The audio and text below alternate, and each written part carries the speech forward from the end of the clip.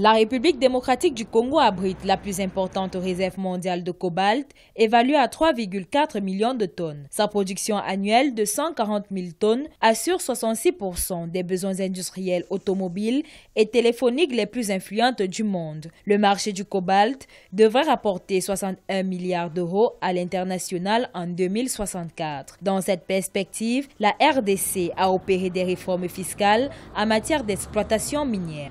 Le nouveau code prévoit l'augmentation de 5% de la taxe sur les minerais non ferreux. Le gouvernement exige par ailleurs aux entreprises extractives le rapatriement de 40% de leurs exportations sous forme de devises. Un pays comme la République démocratique du Congo, qui est en train dans lequel on organise des guerres, des résistances, des oppositions, et dans lequel nous savons que les gens sont en train de piller et d'exporter ces ressources de matières premières sans qu'il en tire véritablement grand profit.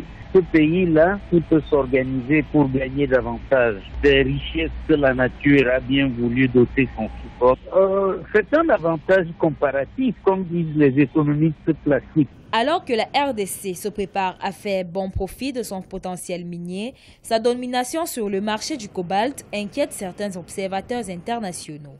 Le président directeur général de l'entreprise Glencore, Ivan Glasenberg, estime que l'essor des véhicules électriques induira une pénurie de cobalt. La demande actuelle du minerai a fait passer son prix à 7 000 $ par tonne en 3 ans.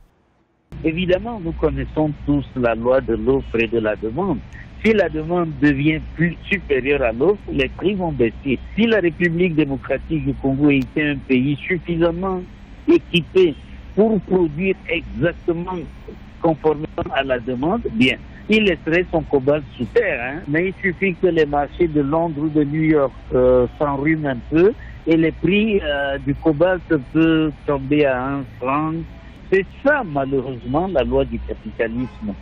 Malgré l'adoption de son nouveau code minier, la RDC ne peut pas encore transformer localement le cobalt. Elle perd ainsi 336 millions de dollars de revenus happés par la Chine.